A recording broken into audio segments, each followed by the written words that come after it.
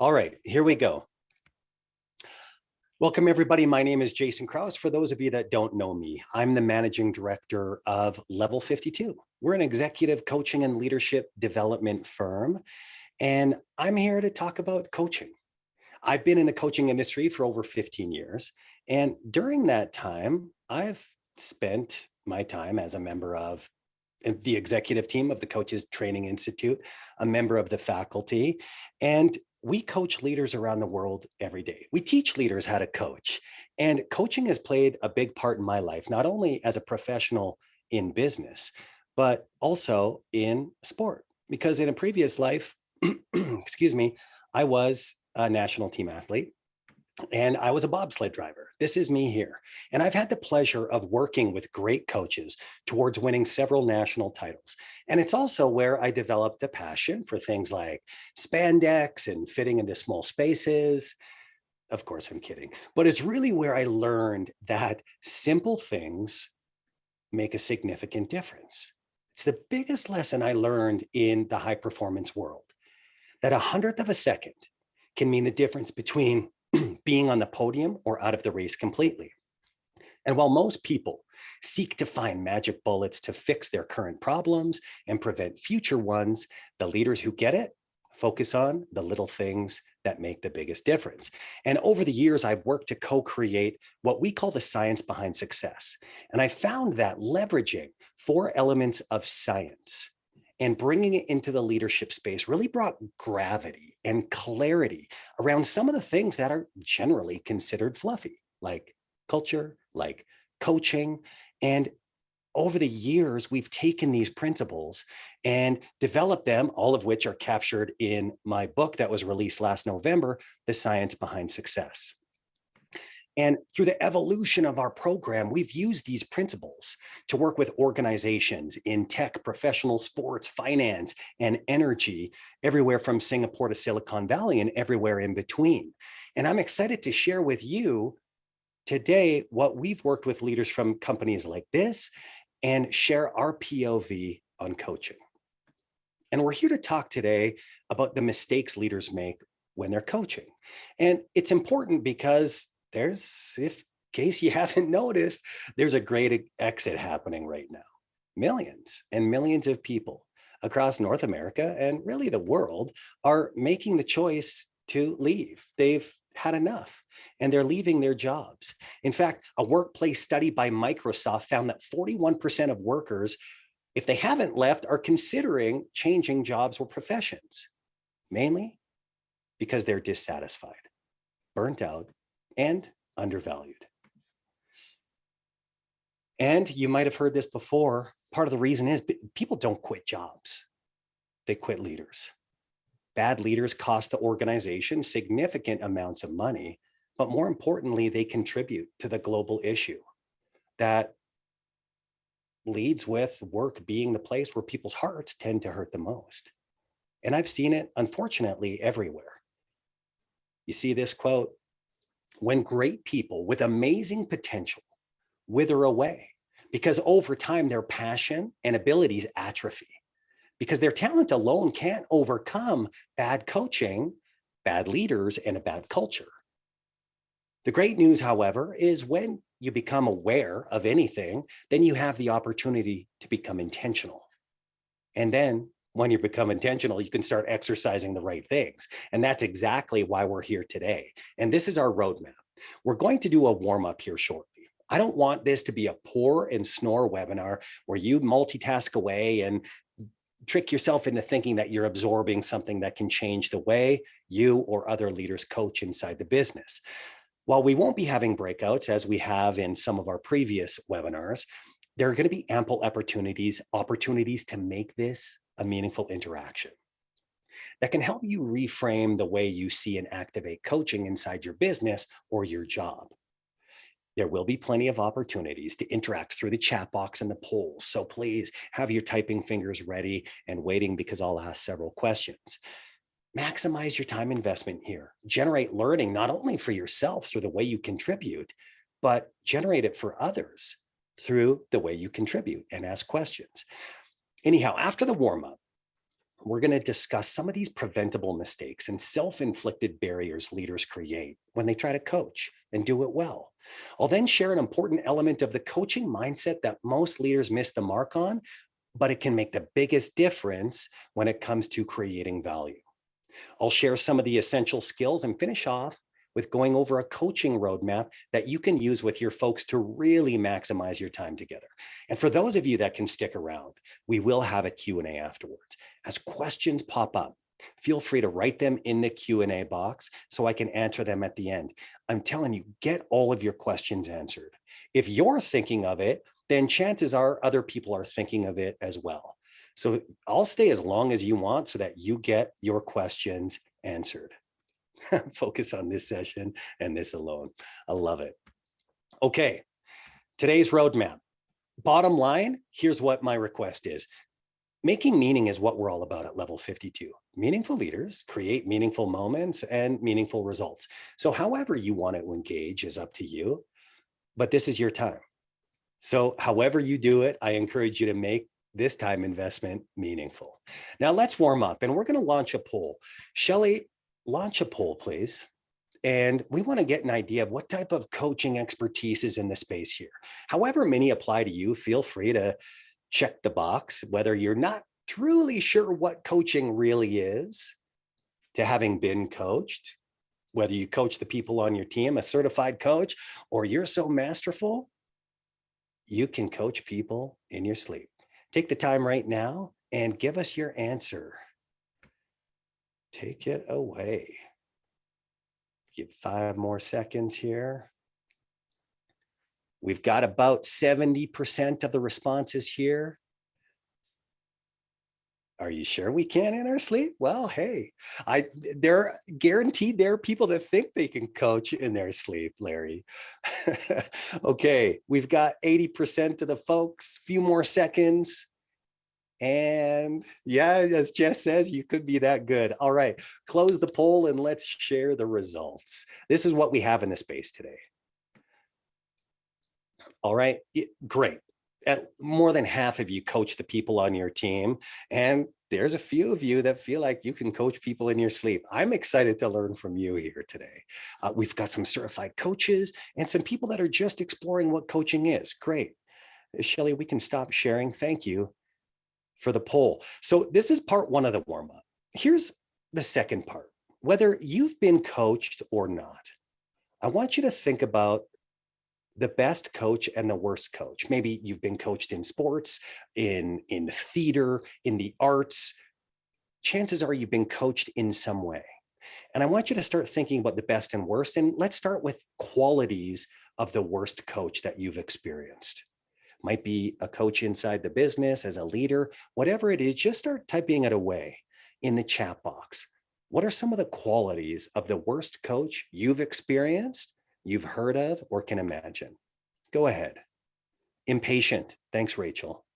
Yeah, they want it now. Yeah, Jason, they get you to do something and then they stand over top of you. Or as Nate says, they criticize what you do. And yeah, Larry, they're not approachable. How is that? You've got a coach that's not approachable. How can they be the custodian of your development? looking around at everything else but me.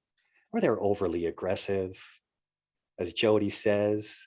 Good, they're self-absorbed. We see it commonly, Timothy. We're going to talk about this a little bit. Communication, big part of coaching is communication, as we'll see. These are great. Not open-minded, yet negative reinforcement. Might work for some people, certainly not for the vast majority. Whereas Colin says, they just don't care. How can you coach and truly elevate someone's performance if ultimately you don't care? These are great. Okay, there's a lot of these qualities of the worst coach. Let's go to the flip side. I want you to start thinking about that coach, that leader that really has helped you be better, grow, and created an impact. What are some of those qualities? Yeah, they're passionate, curious, and honest. And there's a big piece of integrity. They walk the talk, as Amber says. Listening. Yes, they know how to inspire, encourage, enable. Empathetic, as Johan says. Good. I love it. These are the qualities that express as you see people put these in the chat box.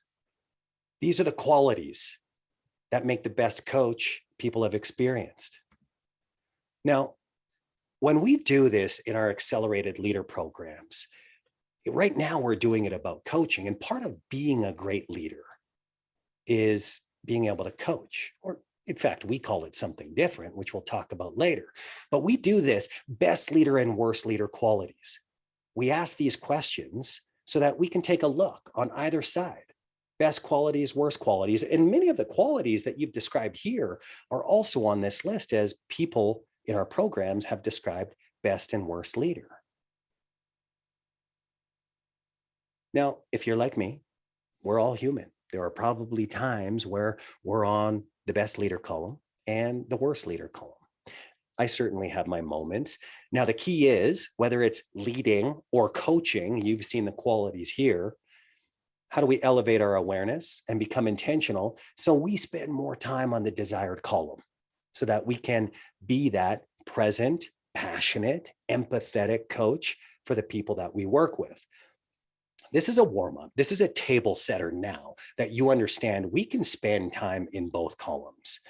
And there are times when we're coaching, we can make unintentional mistakes. Let's keep the chat box rolling. We'll switch gears to the big mistakes. Now I want you to type in the chat box, what do you think when we demonstrate the undesirable qualities? What are the big mistakes a leader can make when they're coaching?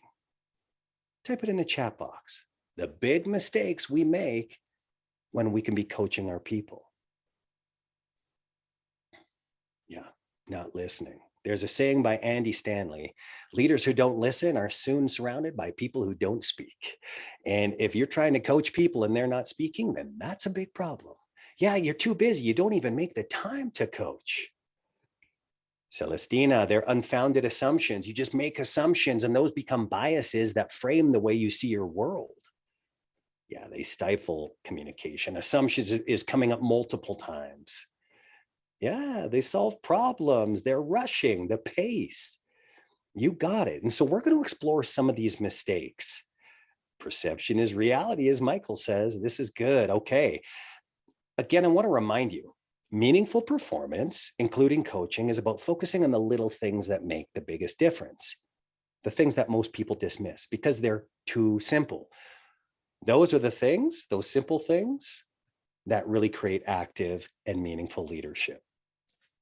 Yeah, inappropriate ways of expressing empathy. So let's talk about some of these big mistakes. And what we like to do in webinars is pull some of the not so obvious mistakes. We'll layer in some other mistakes throughout this webinar, but here are 3 of the big mistakes that I want you to be aware of.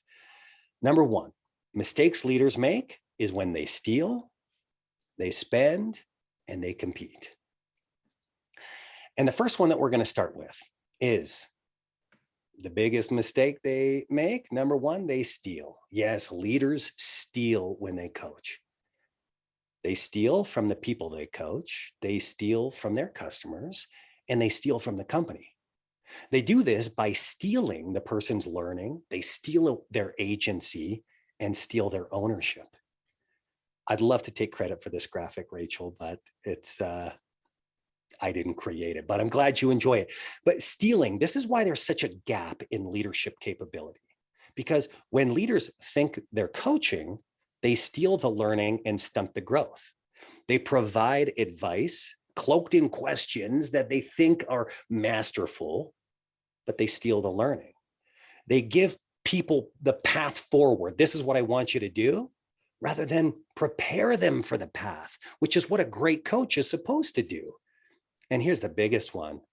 They steal from the organization because you create a dependency and you just train them to keep coming to you. So big mistake leaders make, they steal from everyone involved. When I say steal from the customers, because you're not able to deliver maximum value because you're not developing. So this is problem 1. Oh, thanks, Jason. Kind of looks like me. Have you seen me in public wearing a mask? Okay, the next one, they steal and then they spend. Mistake number 2 is that they coach with a spending strategy. They spend their time.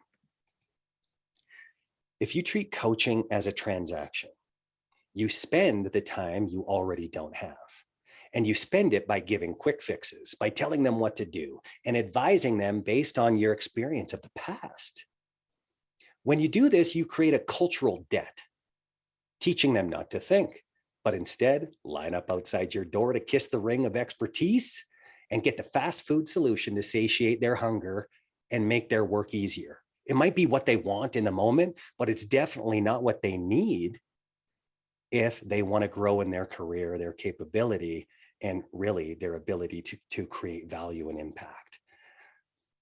A great leader, when they're coaching, is a silent investor. You're investing your time to help them create and generate value. This is what a great leader does. Here's the third one. The third mistake, and we saw this in the qualities that make an undesirable leader coach. The third mistake is leaders who compete, and you've probably experienced this. Beat the person you're coaching to the finish line of the problem you think they have. Leaders who compete are problem focused. Speed is the name of the game as these leaders try and solve the problem before they know what it is. They come out of the gate so quickly, aren't interested in the depths of who you are as a human. And as a result, they travel at surface speed instead of drill into the core of your challenge. They make assumptions, as we saw in the chat box, and get moving on solutions faster than you can say ego inflation. Now, it's okay. I mean, most of it truly isn't intentional. It's just people have good intentions. They're just unaware of the impact. The physiological reward system of knowing the answer and giving the solution is a seductive trap. And if it isn't intentionally managed, it will always bleed into the way you coach. Here are the big mistakes. These tend to be the biggest mistakes coaches make. The good news is there are solutions to fix these mistakes. And let's start exploring the solutions. One of it, the starting point to change and effective coaching, is the mindset. Everything cascades from the mindset you have because you know the way you see your world is the way you engage with it. Those assumptions, those biases that you hold inform the way you engage with others. When it comes to coaching, let's make sure the mindset is pointed in the right direction. To paint the picture of the coaching mindset, we take you into the high performance weight room.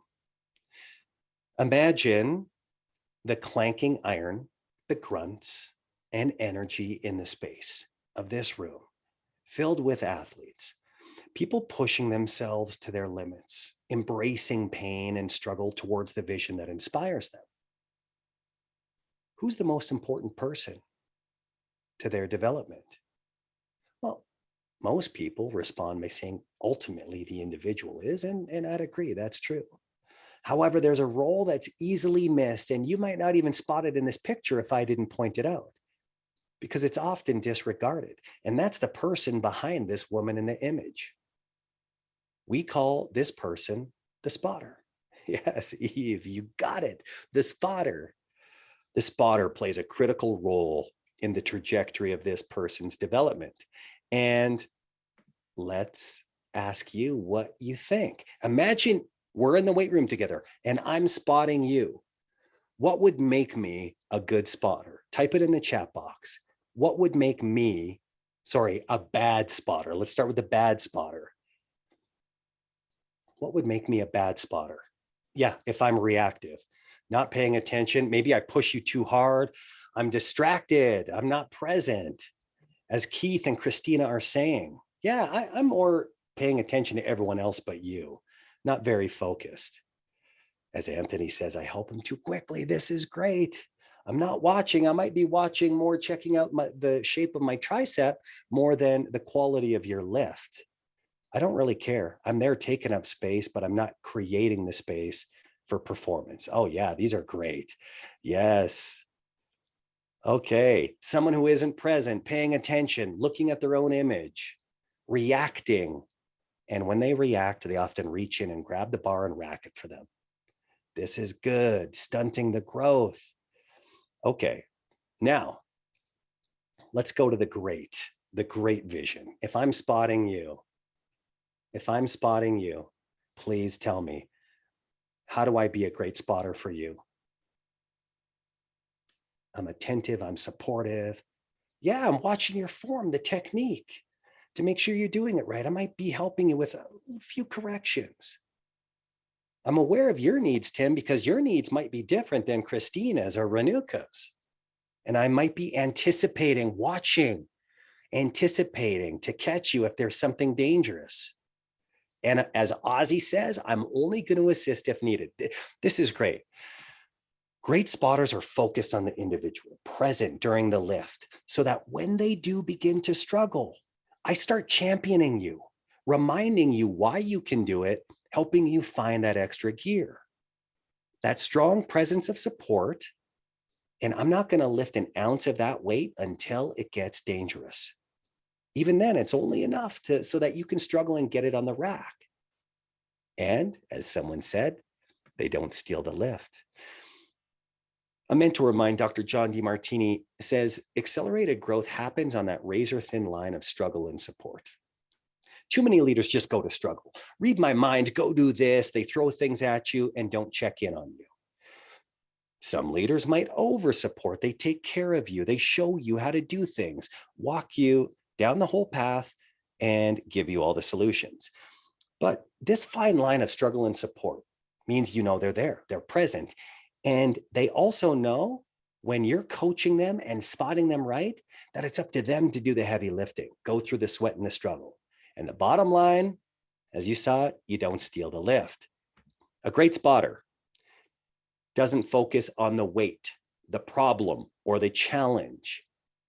They focus on the human, getting the most out of the person lifting the challenge.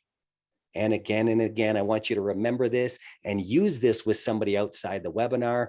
Great leaders don't steal the lift. They understand the struggle is exactly what is going to make them better tomorrow. The question is then, what skills and tools do you need to spot in the best possible way? There are two specific tools, three that we're going to explore today that can help you be that meaningful spotter for the people on their team. Before we get there, I want to briefly pause and tell you about a new program we have for individual contributors called the Leadership Incubator. We are committed to a world where bad leadership isn't causing exits and departures and heartbreaks. And part of the issue is people wait to get exposure to the leadership mindset and skills until many of these habits are already formed. So we've created a program where we've engineered some of these executive principles so that your individual contributors can get on the fast track to meaningful leadership through monthly cohorts with other driven professionals. And here's the best news. We are giving away over $100,000 in scholarships to our programs in 2022. Shelley will drop the link in there. So please share this link with those that you think would be a great fit. Our programs aren't for everyone. These are challenging programs, but if you know somebody that wants to really make a mark in their career and get started earlier rather than wait until they're a leader, please point them to this, have them apply for a scholarship. We want to start changing the way leaders lead. And the best way to do it is to get them started early. Thank you for that. Now let's talk about some of the essential skills. We've got experience in this room when it comes to great spotting. Thanks, Shelley. You can also email Gavin for more information. We've talked about the mistakes. We've talked about great spotting. When it comes to really activating great spotting, what are some of the skills that make a great spotter or coach? Type them in the chat box. What do we have? Yeah, they're educated, they're trained, they know how to coach. Yeah, patience squared. They know how to encourage or champion. Yeah, there's an observation that's required. Candor, it's one of the things, Todd, trust and candor. There's mutual trust between the individual and the coach, and there's candor. I'm not going to do you the disrespect of sugarcoating things at the risk of you missing the learning. So let's speak our truth. They have emotional intelligence. Denise, we're gonna hit that here in a little bit, how important the emotional intelligence is. They have a passion, they love helping other people. Positive, empowering, good. They bring perspective. They're compassionate. Some of the other skills that maybe haven't been mentioned, they know how to reframe things. We can start going down a tunnel, a path, and a good coach can help us reframe, see it in a different way, challenge our perspectives. And one of the things that we say is a great coach can learn how to coach the individual culture, what's referred to as the skin-covered petri dish, all of these neurochemicals that determine how you show up in your business, in your world. These are all important elements in the way a level 52 coach would approach coaching. And what we're going to focus on today are simple things that make a significant difference. And you might have heard these before. Hopefully we present them in a different way that gives you even deeper awareness. You might have heard this concept: garbage in, garbage out. The quality of what you put into something will determine the quality of the output. Too many leaders work off a bad data set. They rely on their own data set or a very surface data set when they're navigating a person or a situation. And there are tiny inputs that a coach can use that enhance the quality of the outputs you get from the person inside your business. That can also enhance the relationship. Like I said before, a great coach is the same as a silent investor. They don't need the spotlight, they don't need the applause, but they're truly invested in them and their success. So how do you unlock and activate growth and results in others? The entry point, as we've said here, is through listening. And the way that we present listening is likely a little different than you've heard before. Here we go. We have leaders understand and exercise what we call the CDEs of listening. We don't need to teach any of you how to listen, but we do need to make you aware of how and where you focus your attention when you are listening. And the first place that we're going to start is competitive listening. You've likely experienced this because this is not a validated study, but I'd say 99% of most interactions are competitive listening. When people listen to answer, to solve, advise, and compete. When they answer based on the information inside your head, how they see the world and the way that you've experienced it. And there may be a time for this. But when you're coaching, your worldviews and your traveler's map no longer describes the territory and very likely isn't an accurate portrayal of the other person's experience that you're coaching. This is where you tend to steal the lift, hijack their experience, and make it the same as your own. Most leaders in situations like this listen from a competitive place and simply jump in to fix the problem and forget about the person who's experiencing the problem. When you listen competitively, you coach competitively. And at the end of the game, you leave satisfied. Again, those physiological indicators, the oxytocin and the dopamine, and they leave truly no better than they were before they came to you. So this is what happens when we focus on the competitive listening, which tends to be the default. So let's talk about the second one, which is discovery listening. Consider this ultimate presence. And this is an important exercise for every leader, whether it's just your one-on-one tactical meetings or if you're sitting down to coach the people that you work with. Discovery listening. There's no script. You have no preloaded answers. You've shackled the ego and experience and are present, curious about what's happening, how this person sees the world. You hold back your advice and expertise in service of exploring and discovering how they are experiencing the challenge. Now you can help them examine in a way that they see the challenge in front of them so that they can begin forming the map and the navigation system to get to where they want to go. The starting point for this truly is through a discovery-focused listening. Finally, we have the last one. And I know a few of you have mentioned this before as the qualities. There's a way where you focus your attention that's empathetic listening. This is often a big piece of what's missing. when leaders coach the people on their team. You want fast action, and you bypass the human element that is really driving the action. If discovery listening is really being present with what people say, not taking any of the words at face value, then empathetic listening is how they're feeling. Not taking any pause, sigh, posture, silence, facial expression, or emotion at face value. You ask about it. You notice what's happening, and you ask about it. It requires emotional intelligence, not only to understand what's happening in you.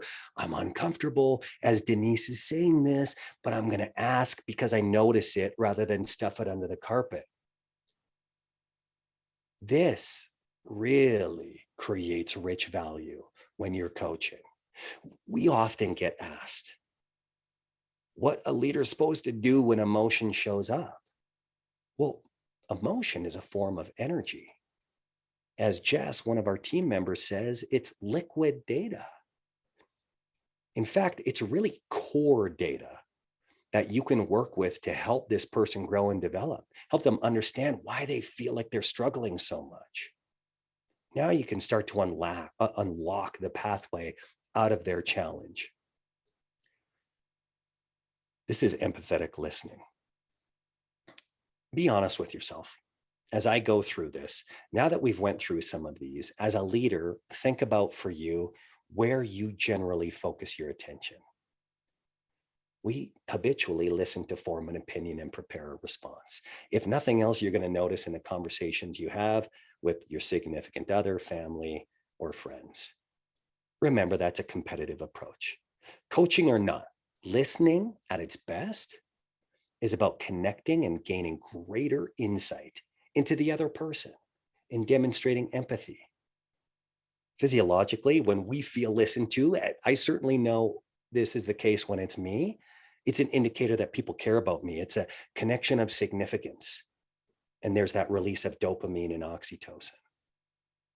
And you feel valued. People who feel valued generally don't blindside you with 2 weeks' notice. So the question is, you listen. What do you do next? Well, you ask high impact questions. This is the second tool that you can use to maximize value in coaching. So again, we've got great expertise in here. In the chat box, what are the building blocks of a great question? Fire away. What are the building blocks of a great question? Yeah, open-ended. Yes. And we're going to talk about the opposite of open-ended here shortly. This, if nothing else, mastering great open-ended question. There's a way the questions that you ask steal the lift and feed your expertise. And then on the flip side, there's a way your questions literally create neurological growth inside the people when done the right way. When they pause and they go, that's a tough question. You know, if you've asked the question and they fire off an answer, that might not be as high impact. Requires some drilling down. You got to ask some more challenging questions. So we've got a lot of open-ended. They're thought-provoking, as Rachel says. You ask something, not that they know, but you ask the question to unlock something different, challenging the way that you think. As Corinne says, they're succinct. Yes, this is good. They're open-ended. And you push them, Mohammed. That's right. So here are some to consider. These are questions that aren't high-impact questions. Anytime you catch yourself, the have you, could you, did yous. Have you talked to Manuka about this? Could you try doing this? Did you go back and look at this? I mean, these questions may have a place, but understand, if you're asking questions like this, then you're only interested in solving the problem. And this person just happens to be in the way. You're in like root cause analysis, trying to solve the problem, and the person's the barrier here. So if you take nothing away from this and you're going to coach your people, catch yourself, stop yourself mid-sentence if you start your question with one of the have you, could you, did yous. Okay, good. Now let's reinforce some of the things that you already said about high impact questions. Number one, curious. And when you think you're curious, you can get even more curious. You take no word at face value. Demonstrate ultimate curiosity. I notice if, let's say, we're coaching and April says, I need more balance, more work-life balance. When we observe leaders coaching in that situation, they go, yeah, I know. Well, what you don't know is what's the difference in work-life balance between me and April. Really getting curious. And sometimes it's often one of the last words that they said. That's the low-hanging fruit you can get curious about. And you see the second one, open. Many of you said open-ended questions. Well, the entry point, the gateway to an open-ended question is to train yourself to just start with what? Start your question with what? What is work-life balance to you? What is important to you about that? What's challenging about this for you? Generally, you can't go wrong when you start your question with what. And then someone here had said this, keep them short and simple. When we're training leaders, they often get stuck in making their questions super smart with a long description. They qualify the question they're about to ask, and by the time they get around to asking the actual question, the person's fallen asleep. They're so bored. So keep them short. Use the time that you have together. 5 words or less is your goal when you're asking a question.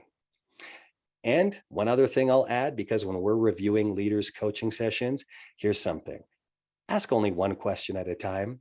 We also see leaders that suffer from what we call MQS, multiple question syndrome, where you ask like 3 or 4 questions in a row and the person is like, I don't know what question to answer. All of these. However, the good news is all of this can be fixed and worked on with a committed practice. Good questions are important. Don't believe anything you think. We as humans say things that we might not even believe or fully understand. They just come out of our mouths. But a great spotter notices things.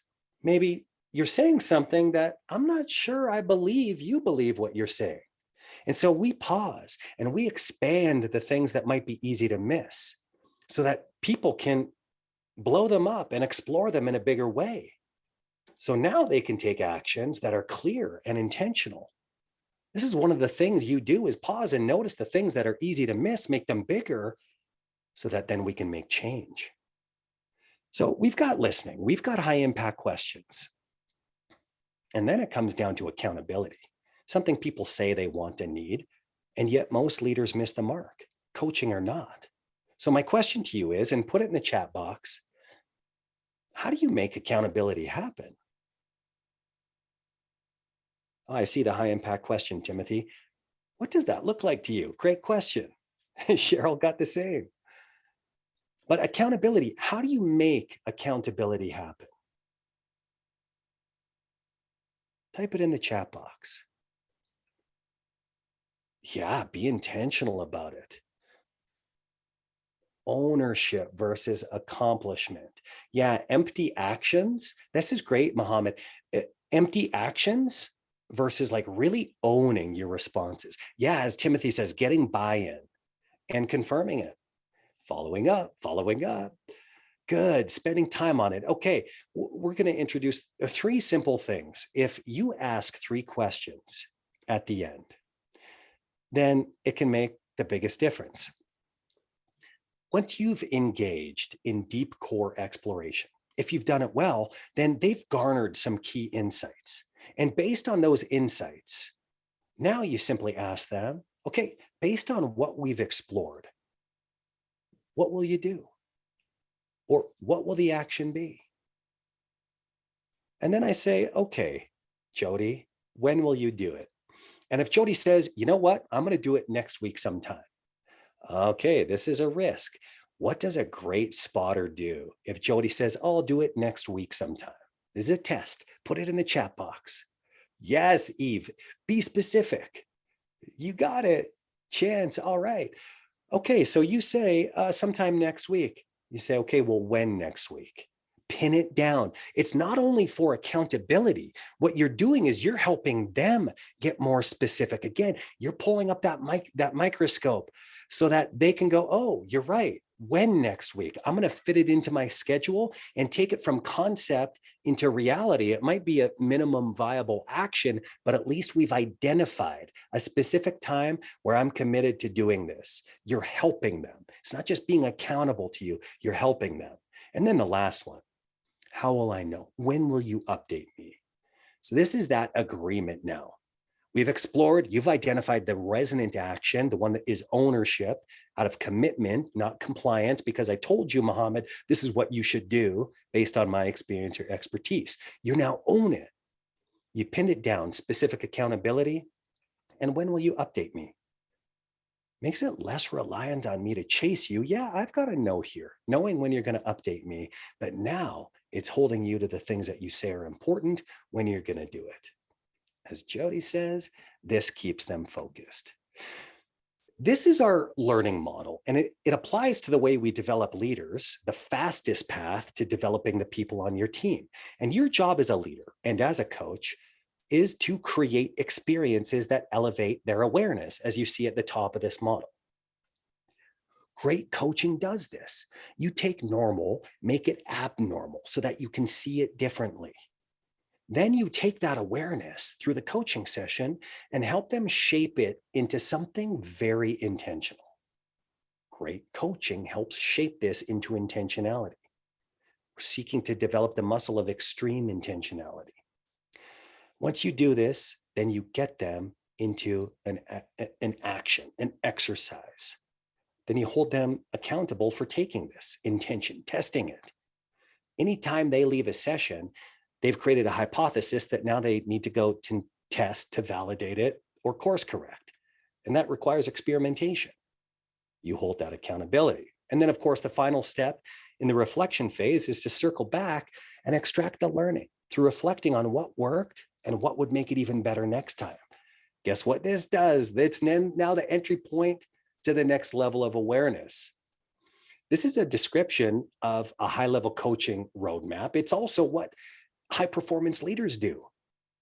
This is the method that they use to accelerate their performance. So why wouldn't we do the same when we're leading and coaching the people that we work with? But let's get into something more specific when it comes to a roadmap that you can use with the people on your team.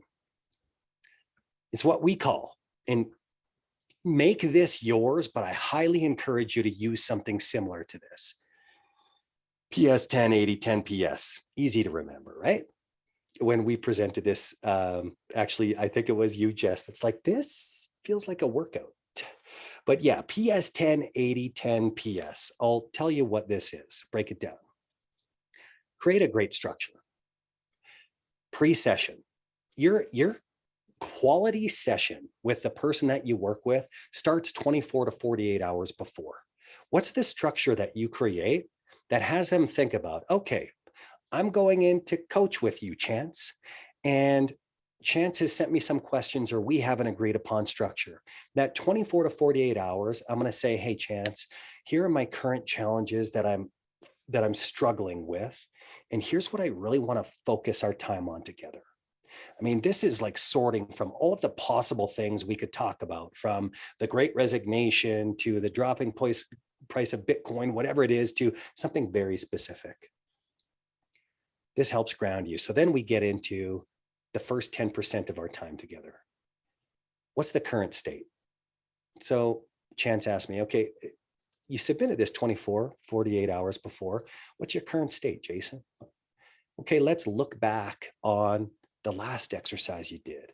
What really worked? What would make it even better? Okay, let's now, once we've explored that, let's sharpen our understanding of the core focus, what you want to get out of our time together. This all can be done in the first 10%. So then the next 80% is deep core drilling. This is your exploration. For those of you that have experienced the GROW model, this would be the equivalent of really understanding the current reality and generating options. This is where there are no actions to be taken necessarily.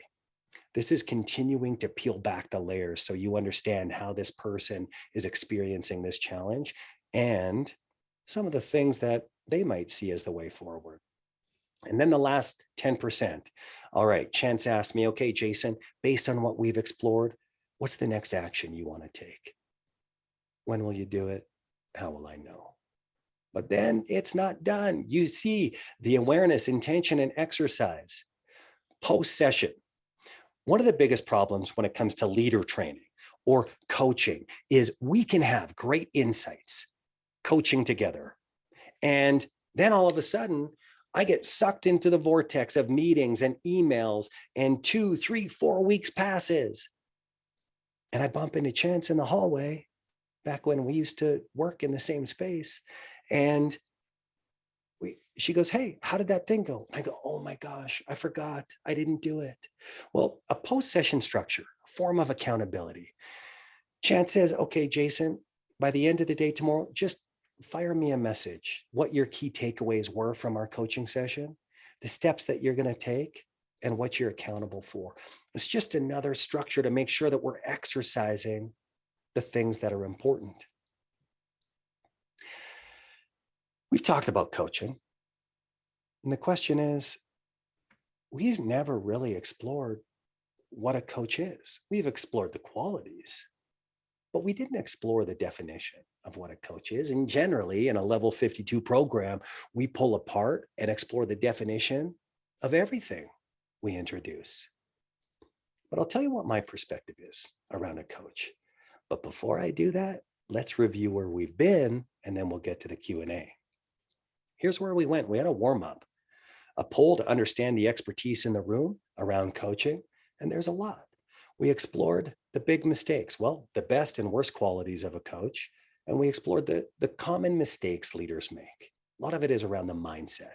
And then we explored what the coaching mindset is from our point of view, a great spotter. And then some of the essential skills. If you get the mindset right and exercise these skills that we talked about, then you are on the right path to being a meaningful leader who can coach the best out of their people. And then take the roadmap and make it work for you. Whether the PS 10-80-10 PS structure works for you or you slightly tweak it. In all of our work, the best work is when you make it your art. Don't just take our word for it, but you craft it and tweak it so it works for you in your context, in your profession. That's the roadmap, and we're going to get to the Q&A. Now, I asked you, what is a coach? And a coach has been around. A mentor of mine, Dr. Peter Jensen, has been a sports psychologist, worked with several Olympic medalists.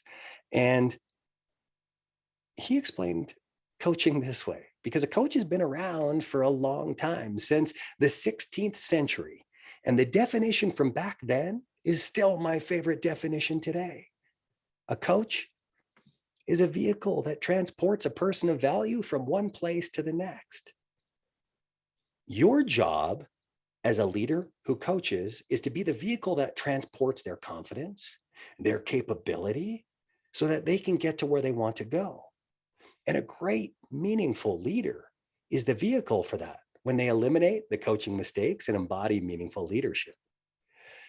I want to answer all of your questions.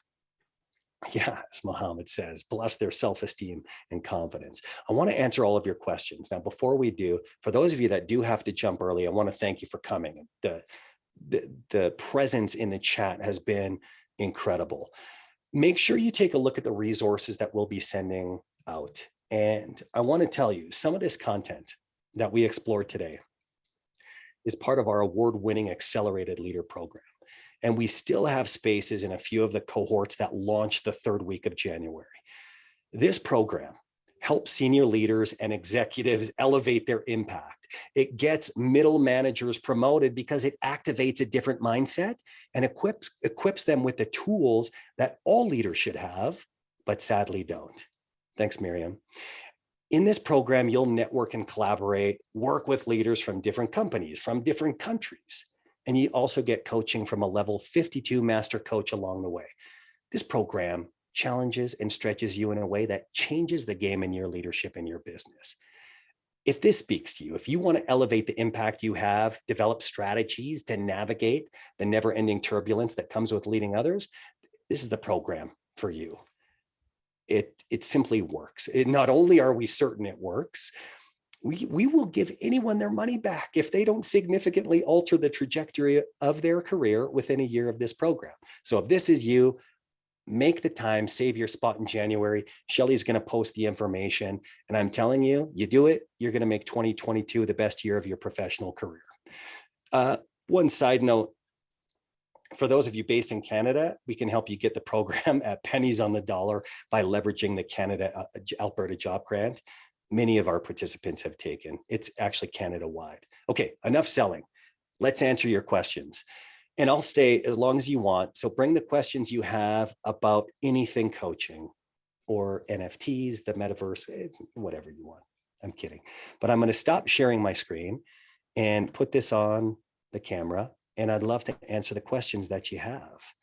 Let's see, Jess, where do we, let's look at, okay. Hi, it's the voice from the heavens. So just as a note, everyone, you can share questions. If you want to do so publicly, feel free to use the chat. You can ask your questions. If you use the Q&A, just note that the questions will come directly to us, so your name won't be identified with the question. So whatever you prefer, if you want to ask a, maybe a more personal question, that's absolutely fine. Just while we're having people think about their questions, Jayson, we do have one question, and it's such an important question. I know you've answered it partially through the webinar, but I want to ask it again. And that question is, how is offering advice stealing the lift? Mm-hmm. Well, if you think, it's such a great question. When you think, if I come to you and I want the answer and you give me the answer, one, I don't necessarily have ownership over your solution. And so you give me an answer, I might come back to you and say, well, Mohammed, you told me that this would work. It wasn't my solution. And so what you've done is not only set up our relationship, maybe to go through some unnecessary turbulence, but you've stolen the lift in the way that you haven't made me do the work of thinking about, okay, what are some of the ways I could do this? Exercise my critical thinking. It's the equivalent of exercising my muscles. What do I do in a situation? Instead of give me the solution, you say, okay, well, Jayson, I want you to develop 3 possible paths. An extreme one on this side, an extreme one on this side, and one in the middle. What would they be? And you work me through it. And you may ask me questions to help deepen and understand to the point where I go, oh no, okay, this one is not going to work. And then I go and exercise the other question. So now you've helped me exercise this concept. So let's say tomorrow you win the lottery, get hit by a bus, any of the things that can abruptly exit you outside of the business. I've now at least got some of the critical thinking developed because of the way you've asked me these great questions. Whereas if you say, yeah, I've done this before, this is what you got to do. That's your solution. You're on the hook for it. You have no control over how I go and express that solution into the business. I hope that adds more clarity to how your advice can steal the lift. What I will say, though, is I may be exercising some different options. And this is where your expertise does come in handy, where I choose one path. And you go, this is where I have to stop you. There's significant risk there that I'm not willing to take. And if there truly is significant risk, then that's where you might step in and stop the bus. But exercising the critical thinking is essential when you're developing the capability of your people. Yes, you'll definitely get a recording. Hey, how to be transparent. We call that telling on yourself. What other questions do we have? You can feel free to type them in the chat box. Exercising the critical thinking is key. Yes, thanks for coming. That's great. And that was Danielle's question, so that's excellent. Here's a great question. What do you do with a leader that only believes that, their only way is solving problems, challenging, fixing, advising? Such a great question. Yes, so good. Guess what? I've been that leader. And I'll tell you exactly, I'll give you an example. When I was on the executive team, or just before I was on the executive team, the firm in San Francisco, I was tasked with solving a problem, and I presented what I thought was an amazing solution. And my leader coached me around this. My leader said, I do have some reservations around this because we've tried something similar in the past and it didn't work. And I simply, my ego refused to listen. I was convinced this would work. And we put it to the test. And 2 months later, I could clearly see she was right. This wasn't going to work. And so I went with my tail between my legs when I went to tell her, this is where we're at. We need to pull the plug. And I felt ashamed. And I said to her, I said, if you knew this wasn't going to work, why would you let me do it? She said, well, because you were passionate about it. And the cost of killing your passion wasn't worth it because I knew you'd learn the important lessons. And so it's such a great question. And I don't know if there's a perfect answer, but sometimes, and we say this in our program, sometimes it takes a nightmare to wake people up. Big failure to invite some humility, because we can't learn anything if we don't have an adequate entry point. That ownership, the buy-in to wanting to see other perspectives. You can't coach the uncoachable. People that know everything, it's difficult to coach. They come back with the yeah buts, I've tried that already. They're not willing to experiment. Okay, where are we next? So we have a great question around how do you find the right coach? And just as a note, if you do want to be unmuted, please just message Shelley. We'd love to hear your voice. Thanks, Jamie. Thanks for being here. Okay, the next coach. How do you find the right coach? Denise, that's a great question. Ultimately, it comes down to chemistry. When you connect with someone,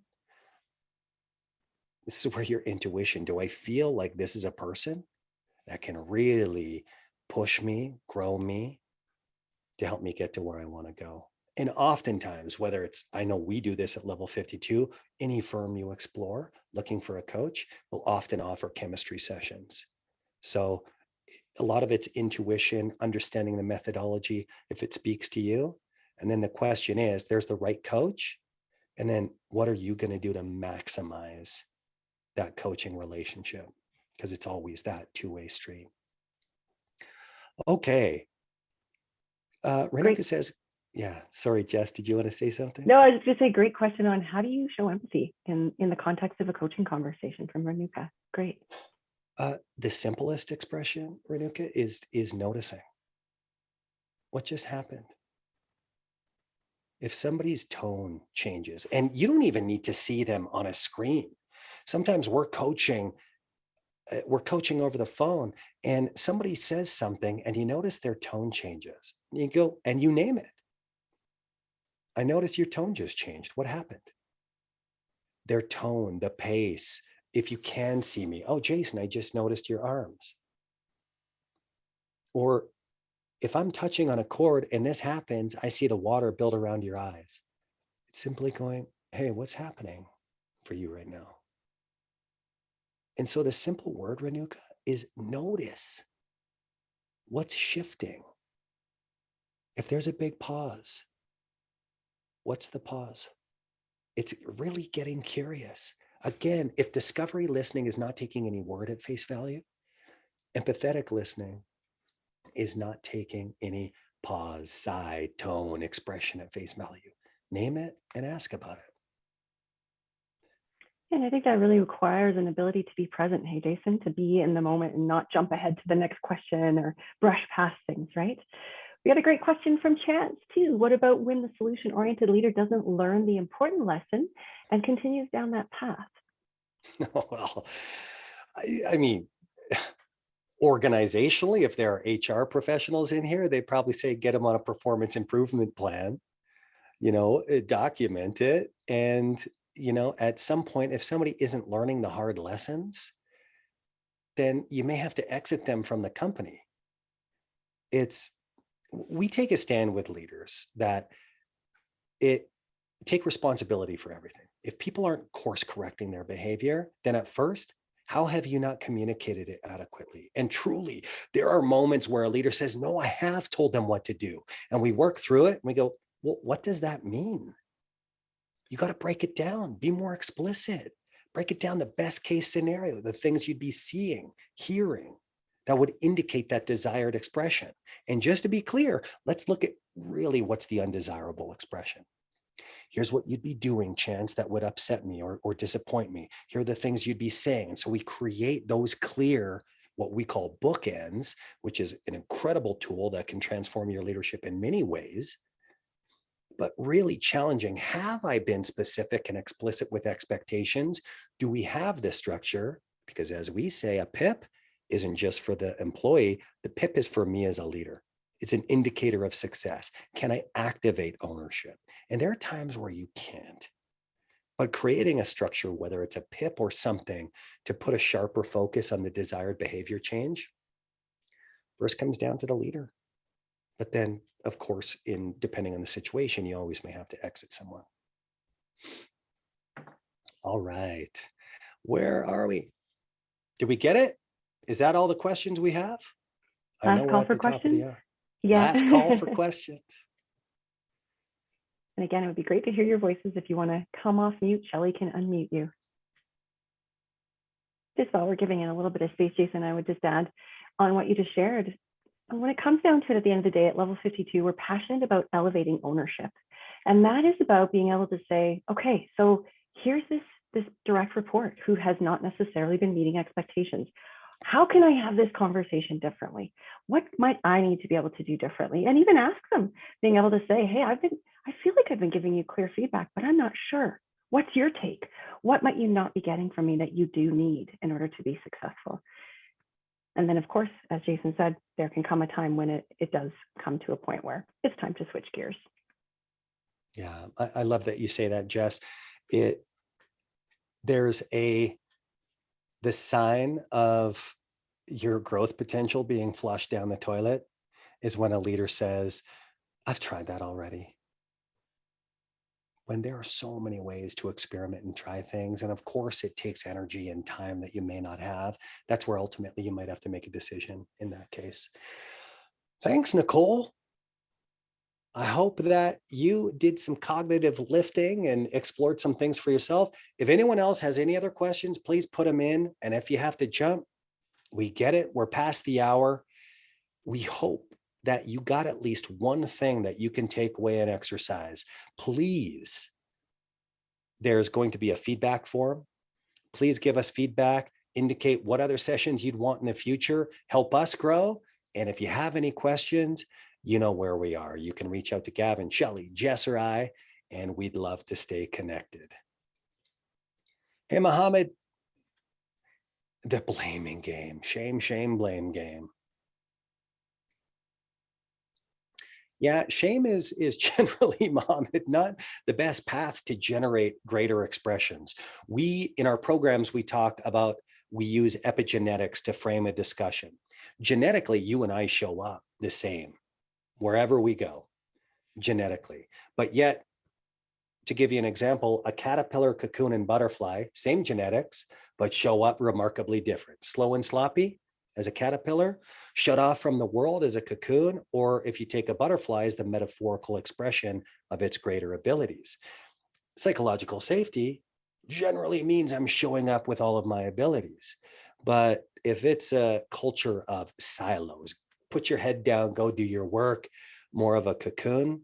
And hey, if it's shame, blame game, I may be less inclined to come to you for help, take risks that could benefit the company, because I walk on eggshells. And so that's a great example, Mohammed. A leader does that, really changes the expression of our talent. It goes back to that quote, bad coaching creates bad talent ultimately. One more question. There's one more from the voice in the sky. Great question. I'm wondering how you affect change in a culture where obedience is rewarded ahead of professionalism and respectful treatment of others. Ooh, it's a big, big question. An excellent question. Jesse, what are your thoughts on this? I got to absorb that one. I'm going to look. Is it in here? It's in the Q&A. Okay. Yeah. Oh, pull up the Q&A tab. Great. Affecting change in a culture where obedience is rewarded ahead of professionalism and respect and treatment of others. Sounds like the asker has some feedback. Maybe lots of lots of feedback. I'm making an assumption here, but I'm hearing a lot of feedback perhaps on the culture of the organization, maybe even the team culture. And so my first stop would be, how have you delivered that feedback? And how has it gone? And I know we're not having a live conversation, but that's kind of my first stop. What would be your stop, Jayson? My thought? Mm. Well, when we explore culture, if we simplify it, there are 3 layers, right? Your culture, your individual, your mindset beliefs, the neurochemicals, your energy level, all of these things that generate the next level of your expression, which is the team. What are the inputs we deliver into the team that generate the expression? Are we more greater expression, silos, butterflies, or caterpillars? And then the cultural are the systems. And depending on your level of seniority, you've created structures, you allow input, allow cultural viruses to take over. Depending on what level I am, it's naming the culture. Here's what I see is obedience. We've got a culture of obedience that's rewarded. Here's the impact, maybe both positively and negatively. If we look through our lens of awareness, you've got awareness of this is the culture, positive and negative impact. Where do we want our culture to be? To your leader asking that question. Okay, well, what shifts do you think we need to make in order to get there so that we can collaborate? Notice the high impact questions. What are the shifts we need to take to get there? Oftentimes naming the things we notice and 2 of the possible impacts among many can start to generate discussion about it. I mean, and ultimately in those discussions, if it's with senior leadership, you're going to get a sense as to what's the appetite or alignment around this. And if there isn't, then if you're responsible for a team, then it's doing what you can to shelter that. It's what we call being unapologetic. Absolutely, to shelter it and also to maybe intentionally create with your team what you want the culture of the team to be. I love that you're pointing to curiosity first, right? Getting curious about other people's take, almost like coaching the system itself or coaching the culture itself. What is the culture? What is your identity? And then being able to make conscious choices from there around, okay, so, how can I create this with my team? What would it look like going forward for me? Do my values align? Mm-hmm. Yeah, it's a big question. It's a great question. And I mean, to the person who asked the question, this is one of the reasons why the great exit resignation is happening. Because people want obedience, they want robots, they want automatons. Well, if organization wants this, people want unencumbered expression. They want to bring art to their work. They want to feel valued. And if they can't create it, which I encourage you to exercise this, how you might create it and turn the tide inside your organization, because whether you're going to leave or not, the exercise of changing it is definitely worth it. Asking for what you need, right? Being able to say, yeah. I want this instead. This is what I hope for. This is what kind of organization I want to work in. Yeah. We do get people who come to our work and say, I want you to help me find a new job. And we definitely push back and say, possibly we can, but we want to first help you exercise all of the things you want to change. And we need you to commit to exercising those. I've already tried that. Well, you're going to try different. And when you do exercise it, you're going to come out better, because what we do know is if you jump across the street to a shiny new company with shiny new people and shiny new procedures, then once the shine wears off, the same problems will creep up behind you and show up inside what once was your shiny new job. So let's exercise the things, get you asking for what you need. It's great. Thanks, Todd, for being here. Thanks, Miriam. Was there another question from Mohammed? I see a comment. Yeah, Mohammed, I love the comments. I love your engagement today. If there are no other questions coming in, I really appreciate those of you that have hung around long enough. Jess, thank you for jumping in to support the Q&A. Thank you, Shelley. And thank you to all of you who came here to explore how you can create bigger impact with your coaching. Reach out after the session if questions do emerge. And if you haven't already, please follow our LinkedIn page, Level 52, because this is often where we update our next webinars. And I believe our next one is going to be early January, and you won't want to miss it. We like having fun. We love creating engaging free webinars. So would love it if you joined us. Happy holidays, everyone. Stay safe. And if we don't see you sooner, we'll see you next year. Take care, everybody.